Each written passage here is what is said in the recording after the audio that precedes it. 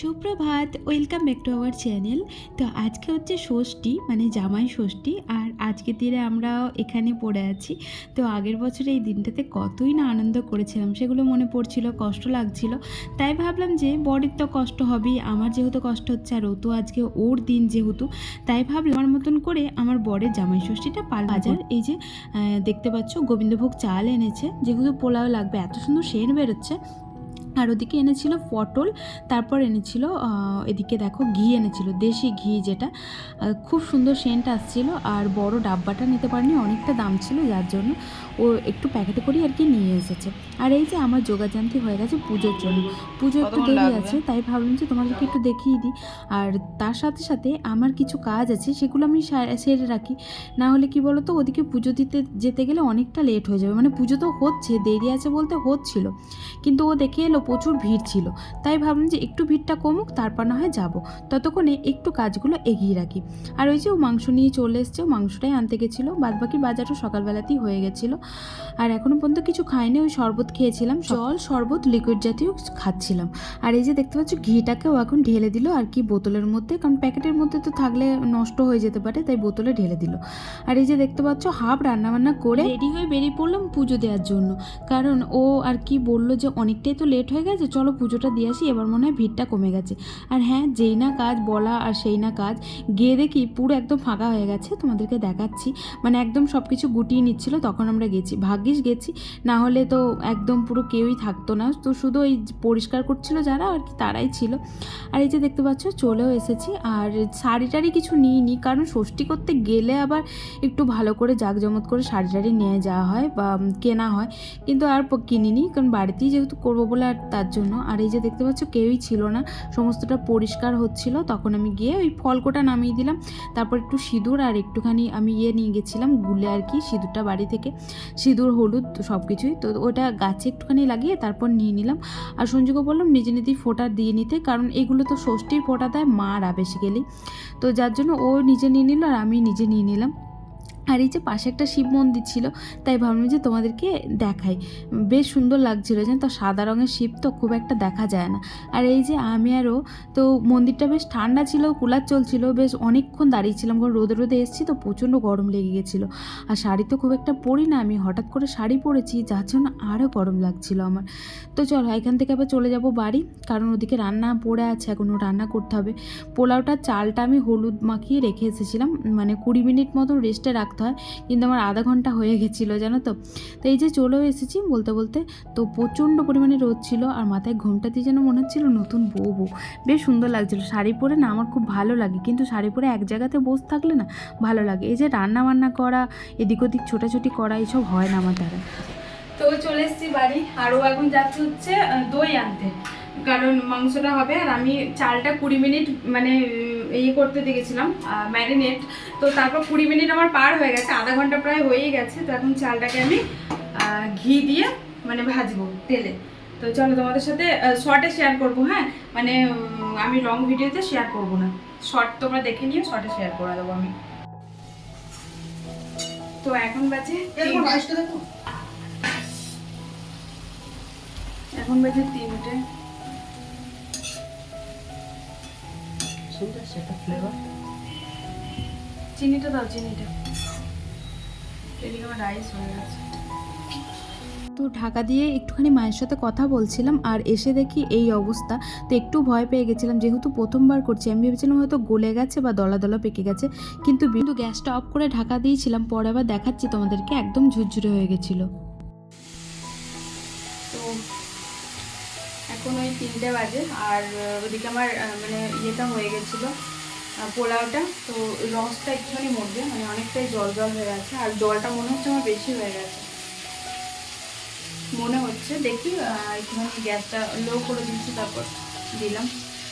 আর কি বলতে গেলাম, ওদিকেও মাংসটা করছে, অনেকটা দেরি হয়ে গেছে, অনেকটা খাবো কখন ওটাই ভাবছি। তো পোলাওটা হলেই আমার হয়ে যাবে, এদিকে ভাতটা সবই হয়ে গেছে, শুধু মাংসটা হলে, মাংসটা তো কষা হবে, এমনি তো কোনো ব্যাপার না, কিন্তু কষাতেই তো টাইম লাগে বলো। তো ফাইনালি এই দেখো ঝুরঝুরে পোলাও একদম রেডি। তো একটুখানি রাখার পর না জলটা চুষে নিয়েছে, আমি তো ভাবলাম ফার্স্টে যে খুব আর কি দেলা দেলা পেকে গেল, কিন্তু না, ঠিকঠাকই আছে। নুনটা একটু কম হয়েছে, বাকি সব কিছু পারফেক্ট, খুব সুন্দর হয়েছে খেতে। আর ঘিয়ের ফ্লেভারটা এত দারুণ লাগছে না, আমি প্রথমবার বানালাম, দারুণ হয়েছে। আর এদিকে এই যে মাংস এখনও কষা চলছে, প্রচণ্ড জল বেরিয়েছে, এটা কিন্তু জল দেওয়া হয়নি, জল বেরিয়েছে এটা মাংস থেকে, তো জলটা মরে যাবে, তারপর এটা আর কি বন্ধ করে দেওয়া হবে। বাকি সব কিছু রেডি হয়ে গেছে। কটা বাজে এখন বলো? এখন বাজে 4:45। এখন আমাদের মানে হয়ে গেছে, কমপ্লিটের দিকে আর কি সব কিছু। ওকে ডেকোরেশন করে খেতে দেবো, ব্যাস তাহলেই কমপ্লিট। আর আমার শাড়ি পরে প্রচণ্ড গরম লাগছিলো, যার জন্য শাড়িটা আমি খুলে দিচ্ছি। মনে হচ্ছে তোমার? তো চলো পরে দেখা করছে বা তোমাদের সাথে খেতে বসবেও, তখন দেখাবো। মায়ের বাড়িতে থাকলে হয়তো আরও জাঁকজমকভাবে ষষ্ঠীটা পালন করা হতো, যেহেতু দেখো এখানে মিষ্টি ছিল না, তারপর মাছ ছিল না। মাছ আনার ইচ্ছা ছিল, কিন্তু অনেকটা লেটে আমরা উঠেছিলাম, যার জন্য এখানে সব মাছ শেষ হয়ে গেছিলো। মাছ আনতে গেলে ওকে 1 ঘন্টা রাস্তা অতিক্রম করে যেতে হতো, আর এইটুকু যে করে দিয়েছি তাতেই আমার বড় খুশি।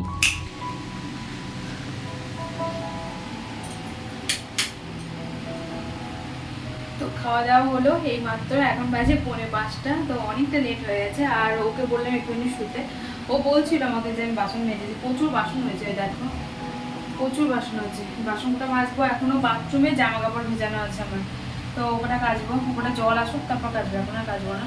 এগুলো মেজে একটুখানি গাটা গড়াবো, দেখি এবার 5টা 5:30 বেজে গেলে তো জল আসতে হবে, জল পড়তে হবে, গা গড়ানো আর হবে না মনে হয়। তো মাথাটা যন্ত্রণা করছে, সকাল থেকে একভাবে করছি তো একটু রেস্ট নিয়ে নিই, যার জন্য। তো দেখি বাসন টাসন মেজে যদি টাইম থাকে একটুখানি শোবো, তারপর আবার উঠে জলটা পরবো। বাসন মাজতে বেশি তো টাইম লাগবে না। এই দেখো এমনি পোড়া টোড়াটা কিছু না, একটা কড়াই আছে, কড়াইটা বেশি পড়ে নেই অবশ্য, পড়েতে এই কড়াইটা, তবু ভালো খুব একটা মাজি না। চলো পরে দেখা করছি তোমাদের সাথে, হ্যাঁ মেজে নিয়ে আমি। পরের বছর দেখা যাবে, ভালো করে ষষ্ঠী না হয় করবো, তাই না? এই বছরটাও ভালো করেই হলো, কিন্তু কি বলো তো, মা বাবাকে ছাড়া কি ষষ্ঠী ভালো লাগে গো? ভালো লাগে না, কিন্তু কি করব, কিছু করার নেই। আসলে ইচ্ছা ছিল জানো তো, অনেক চেষ্টাও করেছিলাম, কিন্তু তারপরও আমরা যেতে পারিনি। তো মা ওদিকে কষ্ট পাচ্ছিল, কিন্তু কিছু করার নেই, অনেক সময়তে অনেক কিছু আর কি আমাদেরকে ত্যাগ করতে হয়। আমরা শত চেষ্টা করলেও সেখানে কিছু আমাদের করার থাকে না, এটাই হচ্ছে জীবন। তো এখন বাজে সন্ধ্যে 6টা, আর এই মাত্র জলটা ভরলাম আমি। আর আবার আমি সব কিছু, বাবা ভয় লাগে, তো আবার আমি সব কিছু আর কি ইয়ে করলাম, মুছলাম আর কি ঘরদোর, কারণ ওই তেল তেল করছিল একদম, তারপর সার্প দিয়ে মুছলাম ভালো করে, সার্প না হ্যান্ড ওয়াশগুলো দিয়ে। আর ওদিকে ও কুলার পরিষ্কার করছে, জল চলে এসছে, জল ভরাও মুছলাম, রান্নাঘর টান্নাঘর সব একদম কমপ্লিট করলাম মুছে। আরও ওদিকে এই যে কুলার পরিষ্কার করছে। কি ভাল লাগছে, ঘর একদম টিপটাপ থাকলে কি ভাল লাগে, তাই না? দেখো বাবা একটুখানি শান্তি লাগছে, পা দিচ্ছিলাম যেন মনে হচ্ছে সেই তেলটা যেন এখানেই নিয়ে এসে একদম ডলেছে, এমন মনে হচ্ছে। কাচাকুচি হলো, কাচাকুচি ওগুলো মেলবো একটু পরে, ও কুলারটা বার করুক বাথরুম থেকে, বাথরুমটা ছোটো তো, যার জন্য আর কি একটু প্রবলেম হচ্ছে আমি গেলে, তাই ও বেরোক, তারপর ওদিকে জামা কাপড়গুলো মেলে দেবো। আর ওর প্যান্ট ভিজাতে গিয়ে আমি পয়সা ছিল দেখিনি, পয়সা ভিজে গেছে, আমি পকেটে হাত দিই না খুব একটা, যার জন্য।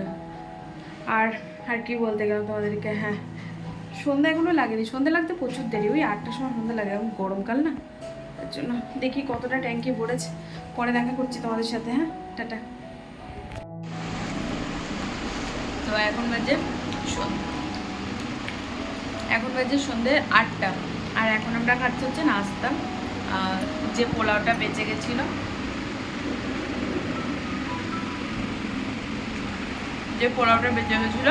ওইটাই খাচ্ছি। হ্যালো এভরিওয়ান, তো এখন বাজে রাত হচ্ছে 11টা, আর আমাদের খাওয়া দাওয়া কমপ্লিট।